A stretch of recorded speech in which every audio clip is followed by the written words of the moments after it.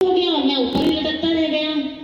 भगवान ने कहा जयकारा लगाने में गलती हो गई। उन्होंने कहा तुलसीदास जी ने भगवान श्री रामचंद्र जी का जब जय घोष किया तो उन्होंने कहा सियावर रामचंद्र महाराज की जय। वो अपने गोद में सिया को भी लेकर बैठे और राम को भी लेकर बैठे, और तुमने कहा बाल कृष्ण भगवान की जय। एक तो तुमने मेरे छोटे से रूप को ले लिया, और छोटा बच्चा कितना भारी होता है तुम सोच लो, और ऊपर से मेरी राधा रानी को भी नहीं दिया, तो अपने आप तुमने ऊपर ही लटकना था, भारी कैसे होता बलराम। और सूरदास ने कहा हाँ भगवान ये तो बात ठीक है, दोबारा जाते हैं, दोबारा फिर ये कंपटीशन दोबारा होगा। फिर दोबारा गए, तुलसीदास जी से कहा कि गलती रह गई थी, दोबारा तराजू लेकर आओ, हम दोबारा फिर नापेंगे। तुलसीदास जी ने कहा एक बार जो हो गया सो हो गया, दोबारा प्रतियोगिता नहीं हुआ करती। सूरदास जी नाराज हो गए, तो तुलसीदास जी ने उन्हें गले लगाकर कहा तेरे राम मेरे राम और तेरे कृष्ण तो एक ही हैं। जो राम को भजेगा उसके भीतर कृष्ण होंगे, जो कृष्ण को भजेगा वो राम को नहीं छोड़ सकता। तो इस प्रकार इसलिए जब कृष्ण कथा चलती है तो राम जी का वर्णन आता है, और जब राम कथा चलती है तो कृष्ण नटखट कन्हैया का भी वर्णन आता है। इस प्रकार राम जी और कृष्ण जी दोनों मैत्री का संबंध ही रखते थे। चलते हैं आगे की कथा की ओर। कल भगवान श्री कृष्ण और रुक्मिणी का विवाह हुआ, तो राजा परीक्षित सुखदेव मुनि से पूछते हैं कि क्या भगवान का एक ही विवाह हुआ था, क्या भगवान ने एक ही विवाह किया था? तो उन्होंने कहा नहीं, भगवान का एक विवाह नहीं हुआ था। भगवान के कितने विवाह हुए थे? कितनी बार कथा सुन चुके हो आप सब लोग? बताइए कितने विवाह हुए थे भगवान के? 16,108 विवाह भगवान ने किए थे। तो राजा परीक्षित पूछते हैं कि हे भगवान, मैंने सुना है कि एक विवाह में भगवान को बड़ा कलंक लगा था, भगवान को अपमान सहना पड़ा था। उन्होंने कहा हाँ। तो उन्होंने कहा बताइए प्रभु, मैं उस कथा को सुनने के लिए बड़ा उत्सुक हूं। तो उन्होंने कहा सत्यजित नाम का एक राजा था जिसने सूर्य नारायण की पूजा की थी और सूर्य भगवान को प्रसन्न कर दिया था। जब सूर्य भगवान को उन्होंने प्रसन्न किया, सूर्य प्रत्यक्ष नारायण है। सूर्य 9 ग्रहों में से केवल एक सूर्य ही ऐसे हैं जिनके साथ नारायण का नाम आता है। इसलिए अगर आप सभी लोग अपना कल्याण चाहते हो तो सुबह उठकर सूर्य भगवान को जल जरूर दिया करो। सूर्य भगवान को जल देने से हमारी बुद्धि तेज होती है। अगर सब माताएं ये चाहती हैं कि हमारे बच्चे तीव्र बुद्धि वाले बने और पढ़ाई में उनका ध्यान ज्यादा से ज्यादा लगे, तो वो माताएं इस बात का ध्यान रखें कि अपने बच्चों को ये संस्कार दें कि सुबह जल्दी उठें और सूर्य नारायण को जल दें, नहा धोकर, बिना नहाए नहीं। शास्त्रों में लिखा है नहाने के बाद अगर आप भगवान के मंदिर में 5 मिनट 10 मिनट के लिए बैठकर उनका धन्यवाद नहीं करते तो आपका नहाना भी पाप माना जाता है। सुबह 3 से 4 बजे के बीच का जो स्नान होता है वो ब्रह्म स्नान होता है। 5 से 6 बजे के बीच का जो स्नान होता है वो मनुष्य स्नान होता है, और 6 बजे के बाद जो स्नान होता है वो राक्षसी स्नान होता है।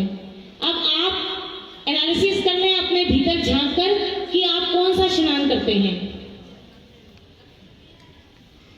अब 2 साल से जब से कोरोना हुआ आया है, अब तो माताएं पहले से भी ज्यादा लेजी हो गई हैं। बच्चे तो 10-10 बजे उठते ही हैं, माताएं भी 10 बजे उठती हैं। पूछो उठती क्यों नहीं, तो कहती हैं क्या करना होता है उठकर, काम वालियों ने काम कर जाना होता है, बच्चों ने स्कूल जाना नहीं होता, हम जल्दी उठकर क्या करें। इन 2 साल में आपको अपने बच्चों को भी अच्छे संस्कार देने चाहिए थे। आप चाहती तो अपने बच्चों को इन 2 सालों में कहां तक पहुंचा देती, उनके अच्छे भीतर अच्छे संस्कार देकर।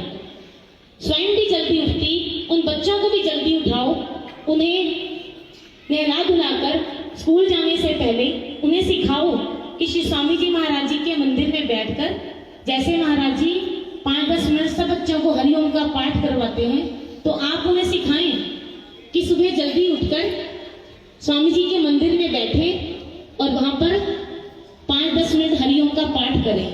लेकिन बच्चों को क्या सिखाना है, स्वयं ही नहीं करती हैं। तो सत्राजीत सूर्य भगवान की पूजा करता था।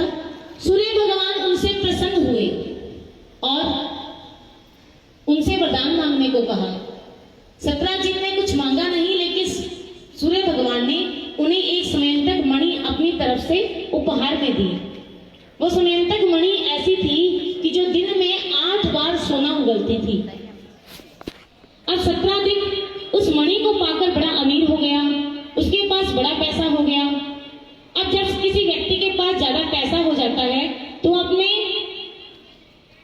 पैसे को दिखाने के लिए वो थोड़ा दिखावा करता है, जान जान के लोगों की सभा बुलाएगा, कभी उन सभा में जाएगा।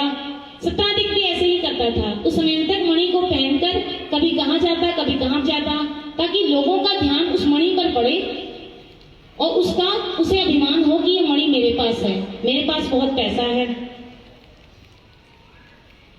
अब कहते हैं कि ज्यादा पैसा होना भी, गरीबी अगर अभिशाप है तो अमीरी भी अभिशाप है। क्यों? क्योंकि गरीब व्यक्ति इतना पाप नहीं करता जितना अमीर व्यक्ति पाप में घिरा रहता है। अमीर व्यक्ति हर समय पैसे के ध्यान में ही लगा रहता है कि कहीं गुम ना हो जाए, कहीं चोरी ना हो जाए। उस पैसे को बढ़ाने के लिए, गरीब के पास तो है ही नहीं, उसने उसे क्या बढ़ाना है। अमीर उस पैसे को बढ़ाने के लिए दिन रात लगा हुआ है कि और भी आए, और भी आए। और सत्राजीत भी सारा दिन उस मणि को लेकर कभी किधर घूमता रहता। तो वह एक बार द्वारिका में भगवान श्री कृष्ण के राजमहल में गया। जब राजमहल में गया तो उसने भगवान श्री कृष्ण को अपने समयंतक मणि के बारे में बताया। भगवान श्री कृष्ण ने कहा, सत्राजीत, अगर जीवन में अर्जन जरूरी है तो विसर्जन भी जरूरी है। कल आप और हम सब ने अर्जन और विसर्जन की कथा सुनी कि जीवन में अगर अर्जन जरूरी है, संग्रह जरूरी है, तो उसका त्याग करना भी जरूरी है। तो उन्होंने सत्राजीत से कहा, मणि तेरी है, तेरी ही रहेगी, तू इसे मेरे बैंक में जमा करवा दे और इससे जो सोना निकलेगा, रोज जो सोना इससे निकलेगा, उससे मैं राज्य की कार्य सेवा में लगाऊंगा। सत्राजीत ने मना कर दिया। सत्राजीत ने कहा कि ये मणि मैं नहीं दे सकता कृष्ण। हाँ, अगर बलराम मुझसे मांगे तो मैं बलराम को ये मणि दे दूंगा, लेकिन तुझे ये मणि मैं किसी कीमत पर भी नहीं दूंगा। भगवान ने कहा, जैसी तेरी मर्जी, मेरा कर्तव्य तुझे मार्ग दिखाना था, माने ना माने वो तेरी मर्जी। सत्राजीत ने भगवान को मना कर दिया मणि देने के लिए। सत्राजीत घर आ गया। वही बात, जिसके पास ज्यादा पैसा हो उसे हर समय उस पैसे की चिंता, भय लगा रहता है। और सत्राजीत सदा हर पल अपनी मणि को अपने पास रखता, रात को अपने पास ही रखकर सोता, सुबह उठते ही उसे उठा लेता कि मणि कहीं चोरी ना हो जाए। एक बार उसके भाई ने उससे मणि मांग ली तो सत्राजीत ने मणि उसे दे दी। उसका भाई वो मणि गले में डालकर चला गया। देखिए, भगवान ने उससे मणि मांगी तो उसने भगवान को मणि नहीं दी, उसके अपने भाई ने उससे मणि मांगी तो उसने मणि दे दी। ऐसे ही हम भी करते हैं। जब भगवान के लिए कुछ अपने धन का हिस्सा निकालना होता है तो हम कंजूस हो जाते हैं, और अपने बच्चों के लिए हम हमेशा उदारचित्त रहते हैं। बच्चे चाहे लाखों करोड़ों रुपए खर्च करें, वेस्ट करें, हमें उन्हें कुछ नहीं कहते। लेकिन अगर मंदिर में कहीं दान पुण्य करना पड़ जाए तो हम अपना हाथ पीछे हटा लेते हैं। ऐसा ही सत्राजीत ने किया। भगवान को मणि ना देकर अपने भाई को मणि दे दी। वो उसका भाई मणि पहनकर शिकार खेलने चला गया। रास्ते में उसे एक रीछ मिला। रीछ ने वो मणि उससे ले ली और उसे मार दिया। वो रीछ कौन था? जामवंत जी। अब जामवंत जी वो मणि लेकर अपनी गुफा में चले गए और उन्होंने वो मणि अपने बच्चों को दे दी खेलने के लिए। उन्हें लगी ये खिलौना है, चमक रही है, खिलौना है, उन्होंने वो मणि अपने बच्चों को खेलने के लिए दे दी। इधर से सत्राधिक का भाई काफी दिन तक घर जब वापस नहीं आया तो सत्राधिक को लगा,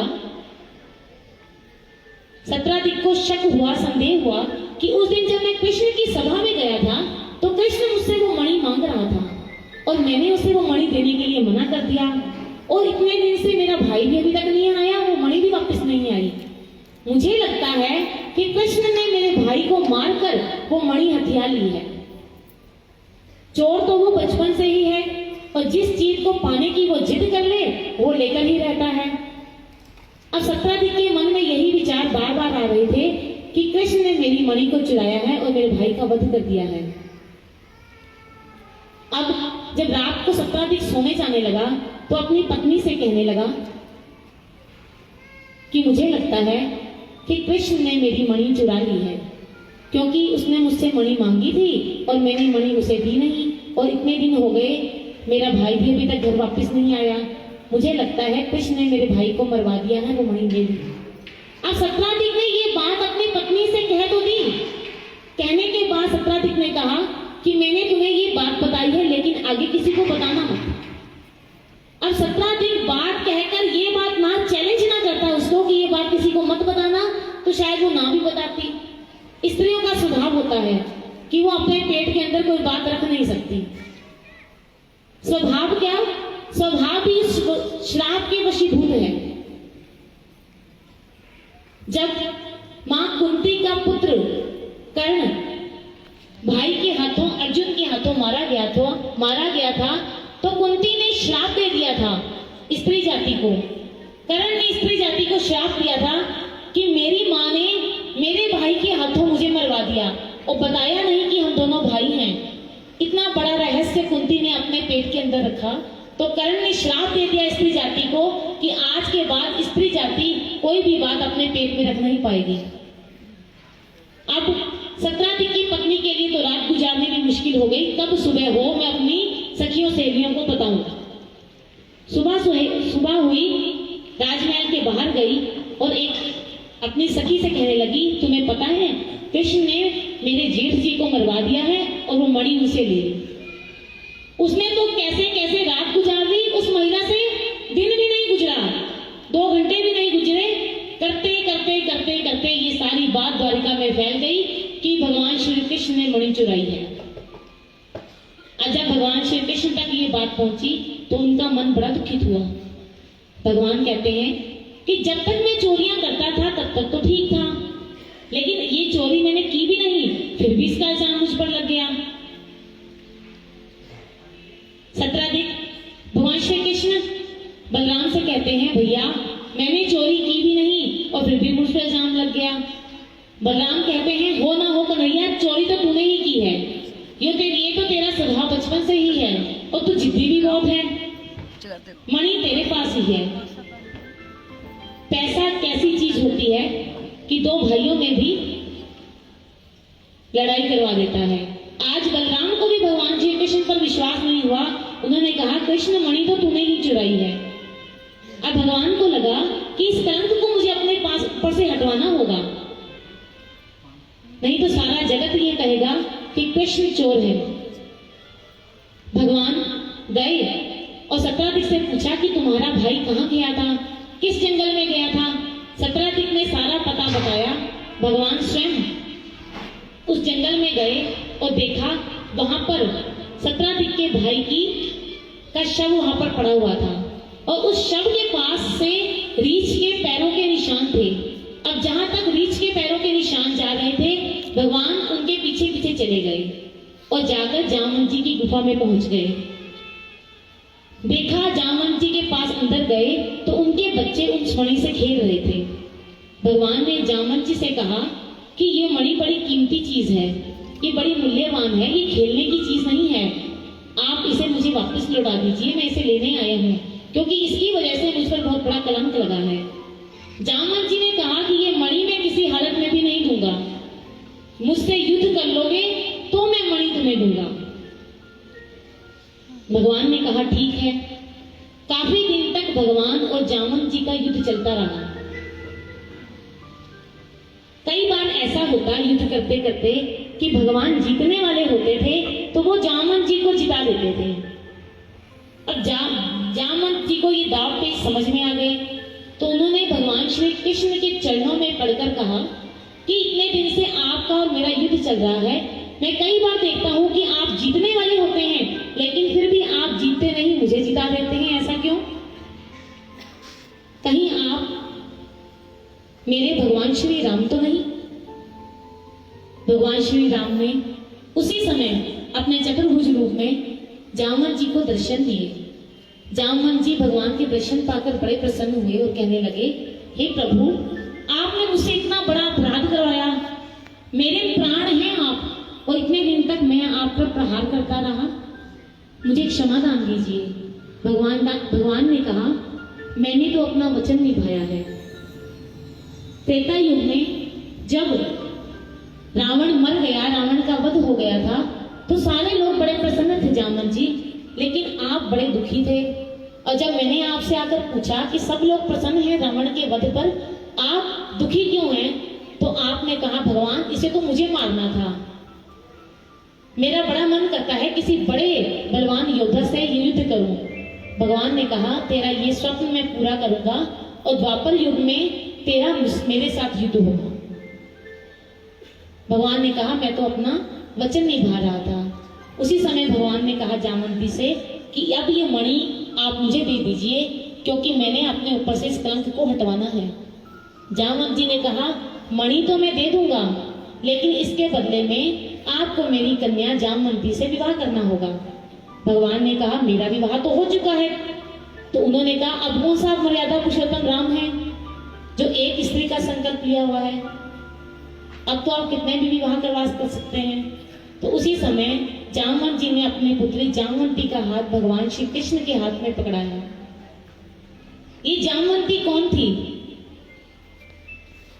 जब भगवान श्री कृष्ण मथुरा को छोड़कर, उनको गोकुल को छोड़कर मथुरा आ गए, तो एक सखी ऐसी थी भगवान की जो अंतिम समय में भगवान के दर्शन नहीं कर पाई थी, और उसी समय वो अपने प्राण त्याग करने जा रही थी कि रास्ते में जामवंत जी उसे मिल गए। जामवंत जी ने उसे पूछा कि तुम प्राण त्याग क्यों करना चाहती हो? तो उसने कहा, मुझे मेरे भगवान नहीं मिले, इसलिए मैं उनके बिना नहीं रह सकती। तो जामवंत जी ने कहा, तुम मेरे पास आओ, मेरे पास रहो मेरी पुत्री बनकर, जब समय आएगा तो जब कृष्ण मुझे मिलेगा तो मैं तुम्हारा विवाह उसके साथ जरूर करवा दूंगा। ये वही सखी ही थी जामवंती। इस प्रकार भगवान के कितने विवाह हो गए? 2। अब भगवान वो मणि लेकर चले जाते हैं सत्रादिक को वापस देने। भगवान सत्रादिक के पास जाते हैं, वो मणि को वापस देते हैं। सत्रादिक भगवान के चरणों में गिरकर माफी मांगता है, हे प्रभु, मुझसे गलती हो गई, मैंने आप पर इल्जाम लगाया। बोले श्री गुरु महाराज की जय, बोले साचे दरबार की जय। सत्रादिक भगवान से माफी मांगता है। भगवान सत्रादिक को मणि दे देते हैं। सत्रादिक कहता है, प्रभु ये मणि अब मैं नहीं लूंगा, इस मणि को आप ही अपने पास रख लीजिए, ये राजा की सेवा में काम आएगी। भगवान ने कहा, ना ना ना, अब इस मणि को मैं बिल्कुल भी नहीं रखूंगा। मैंने देख लिया है कि इंसान के पास जब पैसा आ जाता है तो उसकी क्या दुर्गति होती है। ये मणि तुम अपने पास ही रखो, मुझे ये मणि नहीं चाहिए। भगवान ने सत्रादिक को वो मणि वापस दी। तो सत्रादिक ने भगवान से पूछा, हे प्रभु, क्या आपने मुझे क्षमा कर दिया? भगवान ने कहा, हाँ, मैंने तुम्हें क्षमा कर दिया। सत्रादिक ने कहा, मैं तब तक नहीं मानूंगा कि आपने मुझे क्षमा नहीं किया, क्षमा कर दिया, कि जब तक आप मेरी पुत्री सत्यभामा के साथ विवाह नहीं करेंगे। भगवान कहने लगे, लो, आज सारे मेरा विवाह करने के लिए लगे हुए हैं। तो सत्यभामा का हाथ सत्रादिक ने अब भगवान श्री कृष्ण के हाथ में पकड़ाया। अब भगवान श्री कृष्ण